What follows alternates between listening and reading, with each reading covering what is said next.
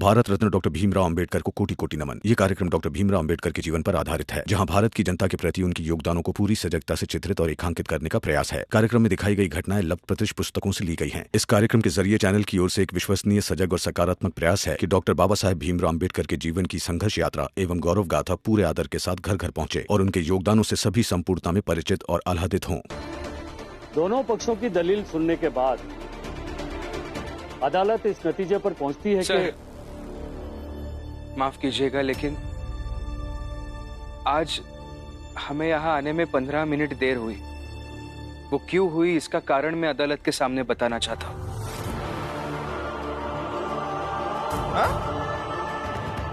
साहब माफ कीजिएगा, लेकिन इसे 15 मिनट की देरी हुई, आधा घंटा की देरी हुई या 1 घंटे की देरी हुई, ये सारी बातें अतीत में हैं। अब बहस हो चुकी है। फैसले के वक्त इसका ये सब बोलने का क्या मतलब जज साहब? हाँ, मतलब होगा, और इतना मतलब होगा कि केस की पूरी दिशा बदल जाएगी। साहब, इन्हें बोलने दीजिए ना। जज साहब, हमारी समझ में ये नहीं आ रहा है कि कोई भी कुछ भी बीच में कैसे बोल सकता है। जज साहब, मेरे बेटे को बोलने का मौका तो दीजिए। राम जी, अरे तुम्हारा बेटा जज साहब से बड़ा है क्या? हाँ, कि जो भी बकवास जब चाहेगा तब बोलेगा। ए हितेश, तुम तो चुप ही रहो, समझे? नहीं जज साहब, भीम को तो एक बार मौका मिलना चाहिए बोलने का। भीम को बोलने का मौका दीजिए। ऑर्डर ऑर्डर, शांत रहिए। कहो भीमराव, तुम्हें क्या कहना है?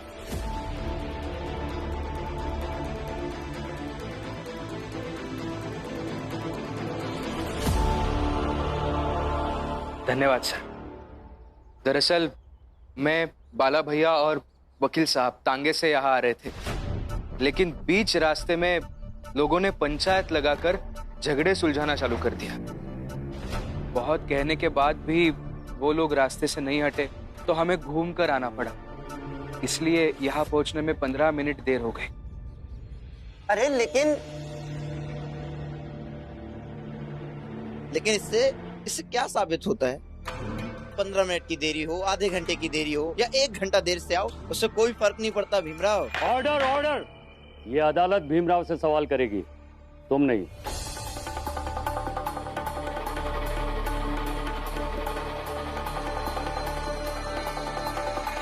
लेकिन इस घटना का इस केस से क्या लेना देना है? लेना देना है। सड़क को पंचायत घर बनाने से एक व्यक्ति के 15 मिनट बर्बाद हो गए। तो सोचिए ना सर, कॉलेज को अदालत बनाने से क्या यहाँ पढ़ने वाले छात्रों के ऊपर, पढ़ाने वाले अध्यापकों के ऊपर उसका असर नहीं होगा? सड़क रुकने से इतनी दिक्कत होती है, कॉलेज रुकने से कुछ परेशानी नहीं होगी?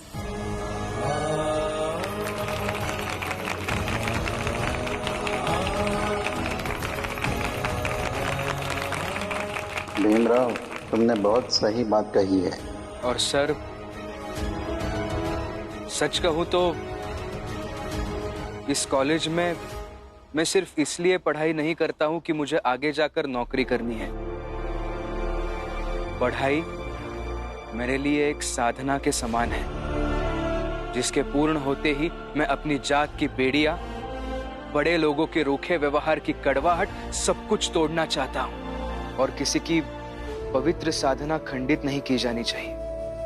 और मुझे ऐसा भी लगता है कि अंग्रेजी अधिकारी साहब उनकी जांच कायम रखें, क्योंकि हम तो गरीब, दबे कुचले लोग हैं सर, छोटे लोग हैं। हमारे पास कुछ कर दिखाने का एक ही रास्ता होता है, और वो है अपने काम को साधना की तरह देखना।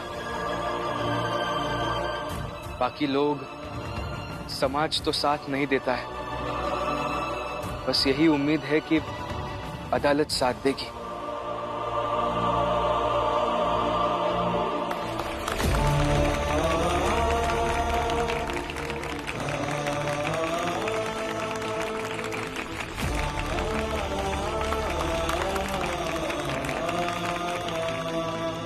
आपको कुछ कहना है? अदालत में मुवक्किल के लिए उसका वकील भरोसा होता है। ये अंग्रेजी अधिकारी साहब आपके भरोसे पर यहाँ आकर बैठे हैं, इनका भरोसा मत तोड़िए सर। आज मुझे अपना शिष्य नहीं, बस एक विपक्षी समझिए और लड़िए केस। नहीं सर, मुझे और कुछ नहीं कहना।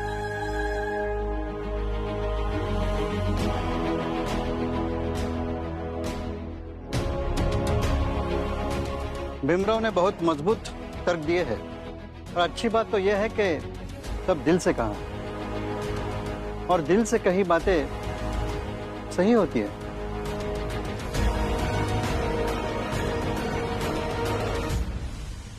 मैं बस एक छोटी सी बात भीमराव से कहना चाहूंगा। अदालत के सामने वो जिम्मेदारी ले। कॉलेज शुरू होने से अगर कोई उपद्रव होता है, कोई घायल होता है, किसी की जान जाती है, तो उसका उत्तरदायी भीमराव होगा।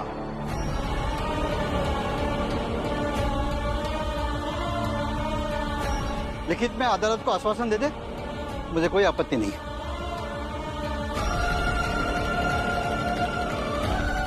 लेकिन सर, मैं लिखित में आश्वासन कैसे दे सकता हूँ? इतने सारे लोगों की सुरक्षा का उत्तरदायित्व अकेला कैसे ले सकता हूँ?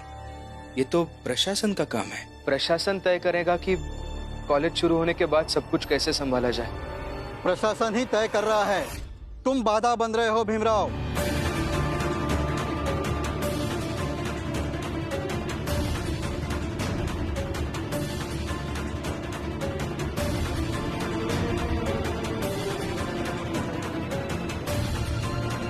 साहब, प्रशासन कानून से चलता है।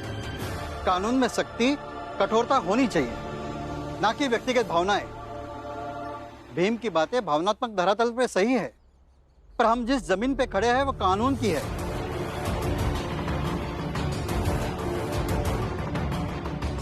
That's all, Your Honor.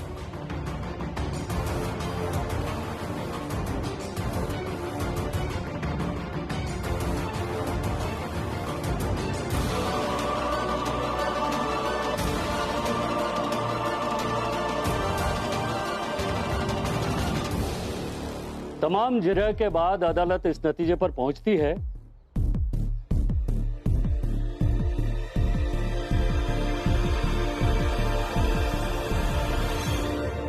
कि यह कॉलेज तब तक नहीं खुलेगा जब तक प्रशासन इसकी पूरी छानबीन नहीं कर लेता।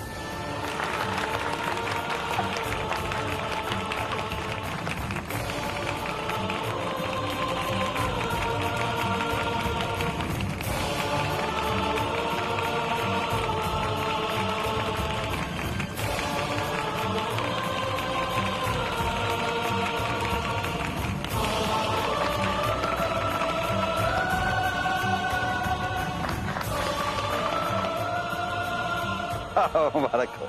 आपको भी मुबारक हो। आपको भी।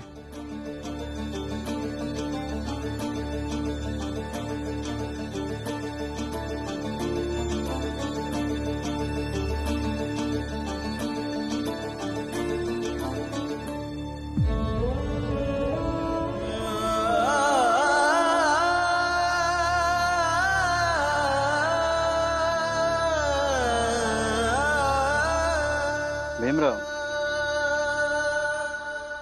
बैरिस्टर एक दुधारी तलवार की तरह होता है। वो जिसके पक्ष में खड़ा होता है, तर्क भी उसी तरह बनाता है और फिर उसी तर्क को सच साबित करने की भरसक कोशिश करता है। मुझे पहले बताया होता तो संभव था तर्क तुम्हारे पक्ष में बनाता। कोई बात नहीं सर, जीत की बहुत बहुत बधाई। केस तो मैं हार ही गया हूं, बस इतना जानना चाहता हूं कि आपकी नजर में सही क्या है। सच कहूं तो कोर्ट ने जो फैसला दिया है वही सही है, पर मुझे इस बात का दुख है कि तुम हार गए। मैं हार गया ये तो अलग पक्ष है सर, लेकिन कोर्ट ने जो फैसला दिया है वो गलत है। अब मैं आपके इस बात से भी असहमत हूं। भीम बेटा, अपनी हार के कारण वकील साहब से ऐसे बात मत करो। हार की तो बात ही नहीं है बाबा, बस मुझे जो सही लग रहा है वो मैं सर से कह रहा हूं।